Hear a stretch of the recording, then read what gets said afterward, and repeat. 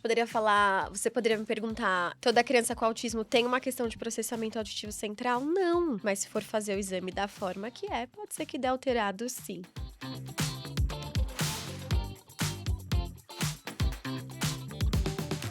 Oi, pessoal, boas-vindas para você que está chegando agora, para você que já conhece a gente. Aqui no podcast Pode Falar Terapeuta, a gente está sempre procurando trazer temas, assuntos de interesse dos terapeutas e pessoas que atuam e convivem com o autismo. E aí, o Pode Falar Terapeuta é um podcast da Genial Care, que é uma rede de cuidado de saúde atípica. Então, a gente tem como meta fazer caminhos extraordinários para pessoas com autismo e impulsionar o desenvolvimento das crianças com autismo para o seu máximo potencial. Eu sou a Vitória Albertazzi, eu sou psicóloga, analista do comportamento e, na Genial Care, eu sou especialista em conteúdo clínico.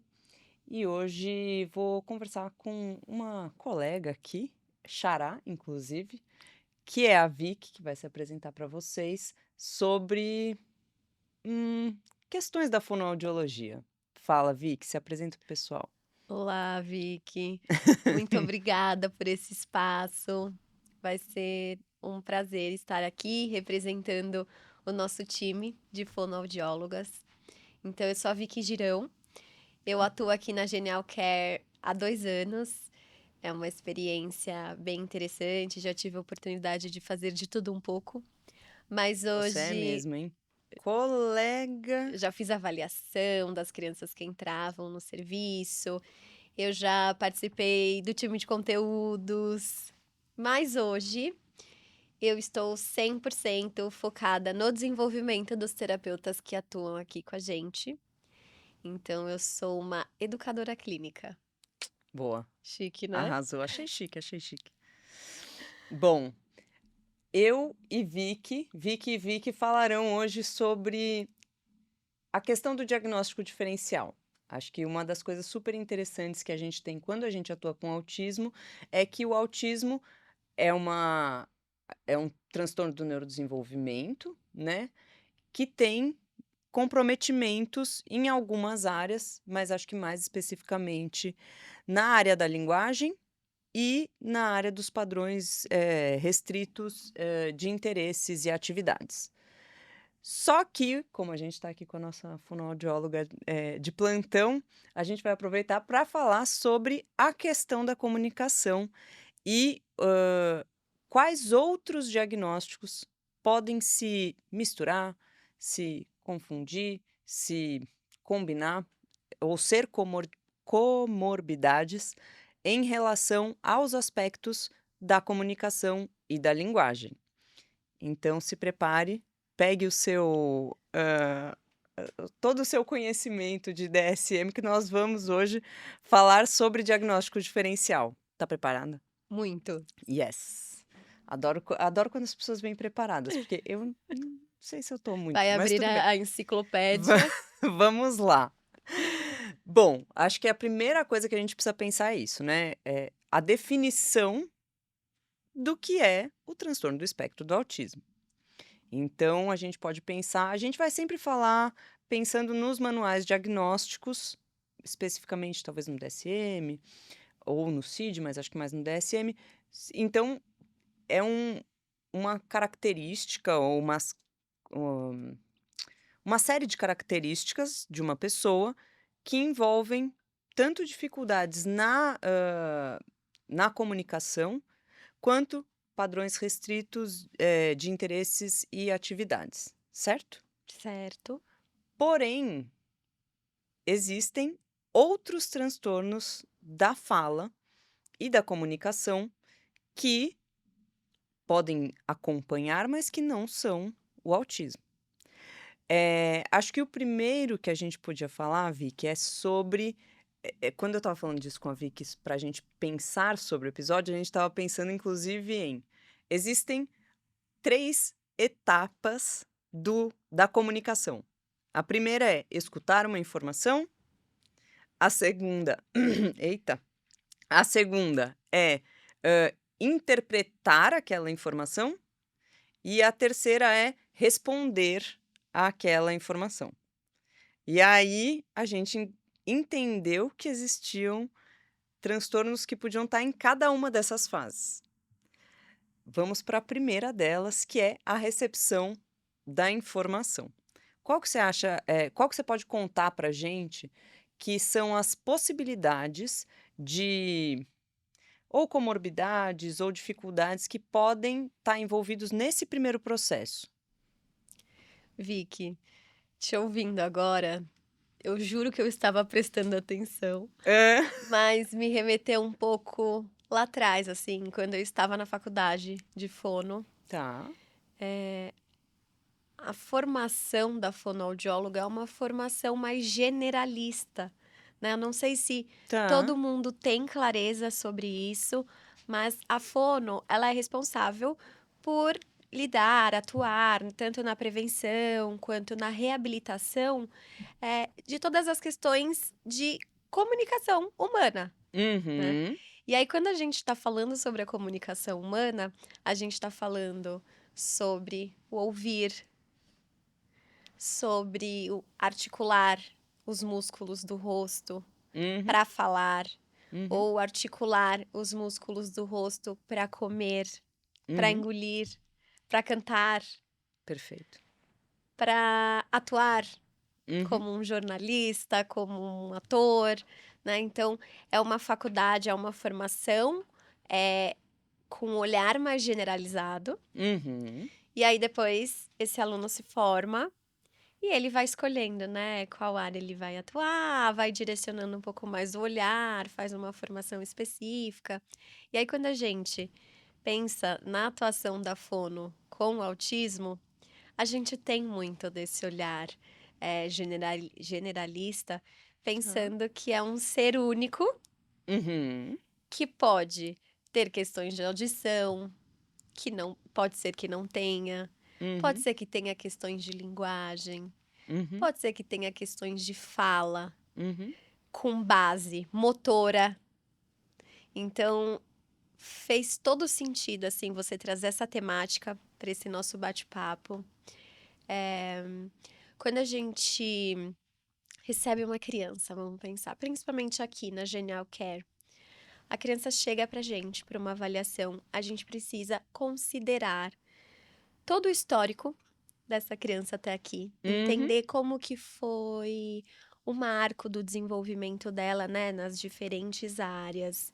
Então a gente faz esse primeiro levantamento com a família, né, entende quais são as queixas da família, quais são as percepções, né, quais são as principais preocupações. Uhum. E aí, pensando então em todos esses marcos do desenvolvimento, a gente já vai criando algumas hipóteses, né? E levantando alguns dados importantes na hora que a gente recebe aquela criança na nossa frente, né? Uhum. Um dos principais pontos que a gente tem que assegurar é: essa criança tá ouvindo? Uhum. Esse é uma primeira pergunta que eu me lembro de muito tempo atrás, de quando eu comecei a trabalhar com autismo, assim, faz muito tempo mesmo, mesmo.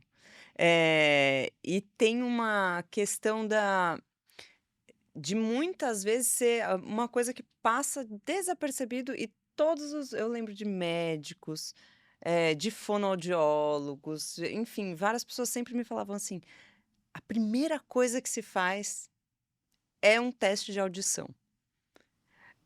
Esse teste de audição, ele tem como prerrogativa entender se a criança consegue perceber o mundo, através deste sentido, certo? Certo. E uma criança que não ouve ou ouve pouco pode apresentar comportamentos que às vezes se confundem quando a gente pensa nos principais sinais do autismo. Uhum. Eu vou te falar um agora que provavelmente quem também está assistindo vai pensar, nunca tinha me perguntado. Mas está descrito no DSM, a dificuldade da criança em responder quando chamada pelo nome. Uhum. Então você chama o nome da criança, a criança não responde. E se essa criança não ouvir? Uhum. Se a questão dela for puramente de audição, ela não vai responder. Uhum. Ou você vai dar uma instrução para ela, pequeno, pega o copo com água, Uhum. ele não vai seguir a instrução. Uhum. Ou se você faz, enfim, qualquer barulho, né, conversas, isso que é tudo da comunicação social, a pessoa que tem alguma questão auditiva, pode ser que ela não esteja conectada ao que está acontecendo aqui. Uhum. Então, pode se confundir. Então, Uhum. a gente sempre fala, principalmente para os fonoaudiólogos, a criança chegou, a gente precisa assegurar como que está a parte auditiva dela. Uhum. Isso Uhum. significa que, se for auditivo, não tem nada do espectro? Não Não necessariamente, necessariamente. né? Não necessariamente. Eles podem concorrer, Uhum. mas a gente precisa assegurar como que está sendo esse recebimento de informações pelo ouvido. Perfeito. E aí, nesse sentido, o diagnóstico seria feito por um fonoaudiólogo também, né, através de exames específicos, né? Isso. Nós temos dentro da fonoaudiologia uma especialização que é a audiologia e que é 100% responsável, né, pela parte auditiva. Em geral, as crianças chegam até nós, apresentando informações do tipo: "Ah, já fez um teste sim auditivo, Aham. tá tudo bem". Aí quando a gente vai olhar o exame, é o teste da orelhinha que é feito na maternidade. Tá. Como que é esse teste? Eu não sei. É uma sonda Hum. que a gente coloca na orelhinha do bebê, e aí a sonda lança estímulos, né, para toda a via auditiva central do bebê, e aí o aparelho recebe de volta as informações se o som tá indo, se tá indo e tá voltando. Porque quando eu fui não faz tanto tempo, eu fui fazer audiometria, porque, né, já estou perdendo um pouco da minha audição. E aí, tin um tem uma coisa que vai passando um som, você fica lá de fone, né, naquela cabine, e tem uma coisa que fica assim, você tem que ficar apertando quando você ouve, né. Então aí a moça virou pra mim e falou assim: "Ah, aperta quando você ouvir um sinal". Aí o começo era fácil, né, aí vai diminuindo o volume, aí eu assim: "Eu não sei se eu ouvi direito, o que que Eu é acho isso?". que eu ouvi. E aí eu pensei quando as pessoas fazem audiometria com alguém que não tem capacidade de seguir uma instrução, por exemplo, eu fiquei pensando assim: "Como que se faz?". Tem outras baterias de testes, né, que Tá. que faz sem a colaboração e a resposta ativa da pessoa, Uhum. né. Então, assim, quando muito bebezinho, saiu da maternidade, tem o teste da orelhinha, né, Uhum. que é obrigatório em todas as maternidades, e aí a gente segura se tá presente, a gente chama presente ou ausente, Tá, se esse som tá chegando ou se não está, tá, né. Então, geralmente as crianças chegam só com esse exame, né, então, tá. não são todos que já tiveram alguma experiência ali na primeira infância, com um otorrinolaringologista ou com uma fonoaudióloga, para ver como que tá todo o sistema auditivo, porque às vezes a criança ouve, mas Uhum, enquanto ouve, uhum. né, então você usou o seu exemplo de que talvez a sua audição já não esteja tão maravilhosa por conta da idade. Então Olha, talvez eu não tinha falado que era por conta da idade, você tá me colocando numa situação complicada. você Você não tá me falou? chamando de velha. Eu não te acho velha.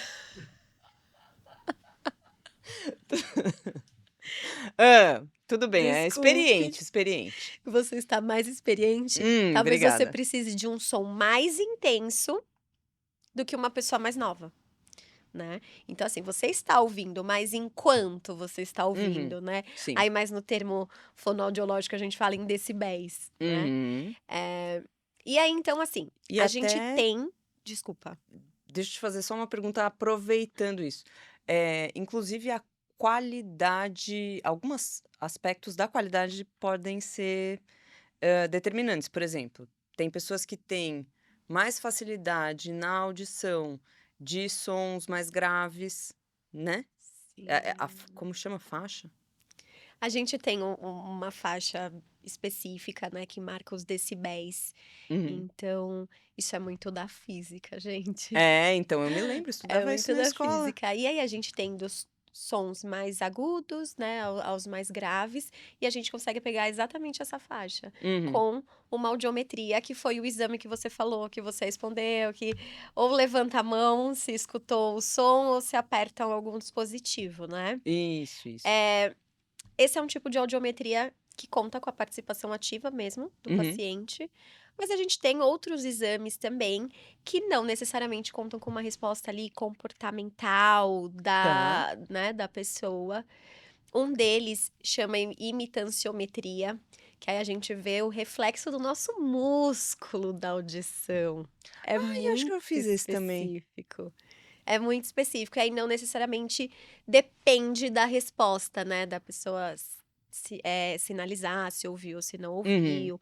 A gente tem N Sim, materiais, né, que compõem, né, a avaliação auditiva de acordo com a necessidade daquele paciente, mas é possível sim, entender como que tá a via auditiva de uma criança com perfeito. autismo, e a gente precisa assegurar como que está tudo isso quando essa criança chega pra gente. Perfeito.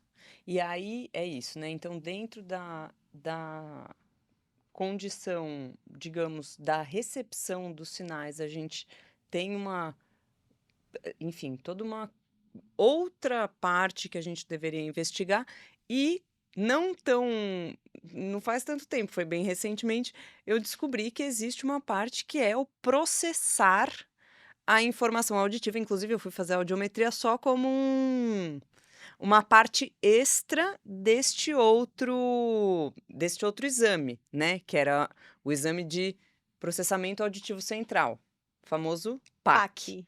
PAC, É, gente, é uma coisa horrível, assim, tipo, não é legal de nossa fazer. senhora, é muito chato, você fica com os teve alguns são piores do que outros, pelo menos pra mim, assim, mas é muito sobre você segurar, você conseguir identificar dentro de um monte de informações o que é relevante e o que não é, né. Sim, e justamente por isso é muito desafiador você passar uma avaliação de PAC, que é do processamento auditivo central, para uma criança com autismo. Eu fiquei pensando muito sobre isso quando eu fazia, porque é muito difícil, É gente. muito difícil. A gente chama isso de figura fundo, né? Então, eu estou conversando com você aqui, eu estou ouvindo o barulho do ar-condicionado, mas eu estou escolhendo focar na sua fala Uhum, e não no barulho do ar-condicionado. uhum. E para as crianças com autismo, a gente tem N questões sensoriais, né? A depender ali da. Nossa colega Alessandra falou sobre isso primorosamente no Então, nosso episódio uns episódios atrás. essa questão de selecionar qual estímulo vai servir para agora, qual eu vou deixar de lado, é muito difícil. Uhum, Então, nós, fonoaudiólogos, a gente para e pensa dentro do raciocínio clínico.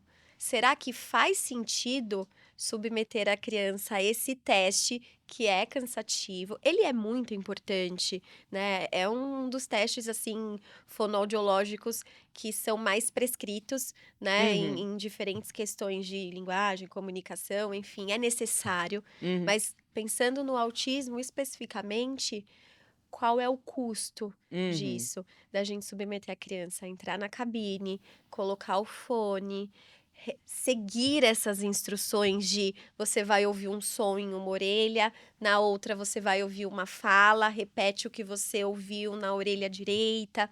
Então, assim, Horrível. vai dar alterado. Uhum, uhum. Além da questão da Tem atenção. tem alguns tipos de exame que às vezes eu acho que eles dão alteração e, acho que até falei um pouco com a Lê sobre isso, mas não é só pela questão que tá querendo se investigar, mas pela forma que o teste é feito, né. E a gente poderia falar, você poderia me perguntar, então, toda criança com autismo tem uma questão de processamento auditivo central? Não. Não. É. Mas se for fazer o exame da forma que pode ser que dê alterado sim. Mas o Hum. processamento auditivo central, acho que esse é um tema que muito me interessa, por motivos pessoais, inclusive. Mas acho que você pode contar um pouco para o pessoal, um pouco do que é o déficit do processamento auditivo central. Em palavras mais simples, eu não se o que você me trouxe, eu não tenho certeza de se eu entendi o que eu ouvi, Uhum, uhum, né, então, a gente percebe sinais, né, dessa alteração em pessoas com queixas de dificuldade de entender quando está num ambiente muito barulhento, aham, né, crianças presente. crianças numa sala de aula, se não Aham, está sentada próxima ao professor, tem dificuldade de entender aquilo que foi dito, né, então tem muito a ver com esse processamento da informação que chegou. Então, perfeito. o som chegou, Uhum, a onda sonora chegou, mas e o conteúdo? O tá. processamento, entender aquilo. Uhum, Será que foi? Então, em formas, né, mais acessíveis, é isso que a gente está chamando de processamento auditivo, né? uhum, E de uma forma geral, a gente precisa assegurar mesmo como que a minha criança está ouvindo, se ela não está entendendo, será que é uma questão de linguagem, sim. né? Será que é o meio da comunicação que não está ajustado para ela? Então a gente recebe essa criança aqui na Genial Care e aí a gente vai excluindo comorbidades e analisando possíveis quadros, né? Tem uma outra questão que é muito comum também dentro do autismo, que são os transtornos motores da fala. Então aí a gente já está indo para a outra parte, porque é isso, então a gente falou, quando a gente está pensando em receber a informação, nós temos que verificar se a pessoa está escutando, né, se o estímulo está conseguindo afetar a pessoa por questões fisiológicas mesmo, e aí depois, se a pessoa consegue processar aquela informação que ela escuta, e os transtornos motores da fala, a gente estaria falando sobre, será que ela consegue fisiologicamente? Talvez não, não necessariamente. Mas será que ela consegue responder a isso? Essa é a pergunta dos transtornos motores da fala, né? É, é, é uma área que há não muito tempo atrás passou a ser mais estudada. Assim Uhum, como quando a gente pensa sobre o autismo, uhum, os diagnósticos têm ficado cada vez mais refinados, né? sim, O número e qualidade de estudos também vem aumentando cada vez mais, uhum, ainda bem. uhum, Quando a gente fala de transtornos motores da fala, a gente está falando sobre isso também, né? uhum, Eh, num aprimoramento do olhar. tá, No passado, tudo era atraso de fala uhum, ou um desvio fonético, fonológico, então a gente não olhava muito não. Não era nessa robustez que a gente tem hoje para os uhum, transtornos motores de fala. Então hoje a tá, gente sabe que tem alguns tipos de uhum, transtornos motores de fala. Então a uhum, gente tem o atraso motor de fala, a tá. gente tem a disartria e a gente tem a apraxia de fala na infância. Esse é famoso. Este último é muito famoso, mas eu quero saber a diferença entre eles. Eu vou falar, É. mas eu acho que vale muito a pena também a gente se debruçar, né, na apraxia de fala da infância, porque geralmente, principalmente no autismo, né, a gente encontra alguns booms assim na internet, né, ou em diferentes conteúdos que a gente vai consumindo. Tem época que tudo é seletividade Sim, alimentar. Aí tem aquele sim. boom de seletividade alimentar, e aí não há um cuidado de como essas informações são passadas para os familiares, e aí todo mundo questiona: meu filho é seletivo. Não, meu filho tem uma questão alimentar. Sim, Ou todo autista vai ter uma questão de seletividade alimentar. sim. O mesmo com a apraxia de fala, né? Uhum. Então a gente passou por um período aí onde as famílias chegavam até nós. Meu filho é apráxico, Aham. né? Ele não fala porque ele tem apraxia de fala. Então É o momento onde o fonoaudiólogo vai entender como que está essa fala, se há uma ausência, por que há essa ausência, né? E se tem essa questão motora. Quando a gente está falando do atraso motor da fala, a gente está falando de uma dificuldade ali com a maturidade, né, do cérebro ali, motor da criança, em Tá. planejar, executar os movimentos. Então, há esse atraso. Uhum. Vai acontecer, mas está atrasado, Tá. né? Então, a gente está falando mais de uma maturação, de uma maturidade do sistema. Ok. Agora, quando a gente está falando de apraxia de fala na infância, vamos imaginar que o cérebro manda um comando, manda a informação para o sistema motor, Uhum. porque eu quero pegar o meu copo. Meu cérebro manda, levanta o braço, né? Vamos levantar esse aqui e eu vou pegar o copo. Uhum. Esse foi o comando. Uhum. Na praxia de fala, a gente tem uma dificuldade na transmissão dessa informação do cérebro para a parte motora, né? Ok. Envolvida com a fala. Então, é uma dificuldade clássica de planejar, executar e sequencializar os sons da fala. É muito interessante porque, assim, enquanto a gente está conversando aqui, a gente está fazendo algo de uma forma mais automática, né? Você Uhum. não para pensar, eu vou falar Vicky, eu vou colocar o meu lábio embaixo do meu dente suavemente e vou soltar um ar que treme alguma coisa aqui, né? A gente não pensa Não, isso. se eu tivesse que pensar isso, não ia dar muito certo. A gente não pensa. Uhum. E é uma sequência, né? Não é só você vai chamar Vicky, você não vai fazer só o você vai fazer e. Não, e se você não fizer com a fluência adequada, inclusive, provavelmente a mensagem jamais seria transmitida, né? Então é uma sequência de sons. Uhum. Imagina a parte motora para dar conta de tudo isso, Uhum. né?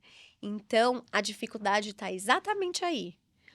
O que é, eu sei o que eu quero dizer, isso é muito importante no caso de apraxia de fala, né, na Tá. infância.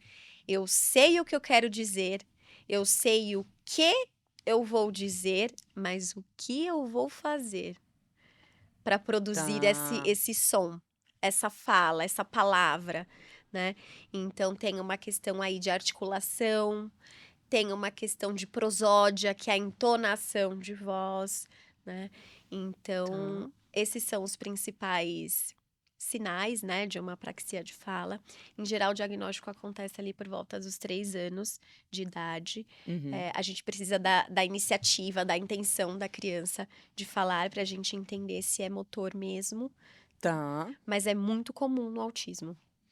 E os casos de apraxia da fala, então eles são um pouco esses casos que a gente vê. Tem uns casos que são meio chocantes, assim, pra mim, que são a pessoa eh, não consegue se comunicar, não consegue, quer dizer, não consegue se comunicar falando, né? Porque pode se comunicar de outras formas, mas é, é limitada, né, a comunicação quando você não tem uma outra forma de se comunicar. E aí são pessoas que, quando se implementa, por exemplo, uma comunicação aumentativa, que de repente a pessoa, tipo, é como se ela falasse assim: eu estava esperando você me perguntar de verdade. Você está ficando craque nisso, Yes! hein? Eu já tô tirando meu diploma, minha terceira formação, que agora eu já sou TO, a lei já me fez TO, Agora agora eu você vou é virar quase fono. fonoaudióloga. É. Eu amei que você trouxe esse ponto. Já era algo que essa ideia estava aqui no meu radar, eu não Hum. posso esquecer de falar isso. Por quê? De novo, uma abordagem não exclui a outra.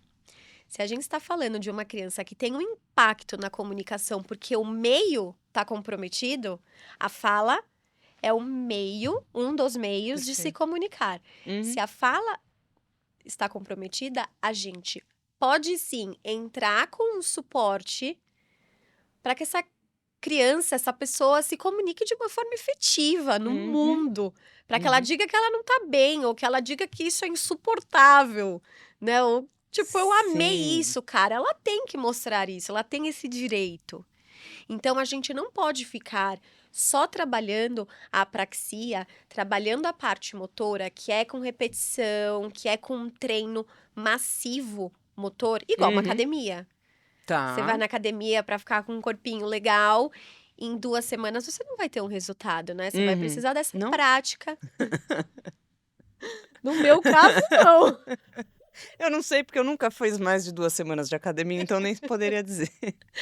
Geralmente, as pessoas vão alguns meses, né, na Sim. academia para ter um resultado, porque na academia se treina músculos. Uhum.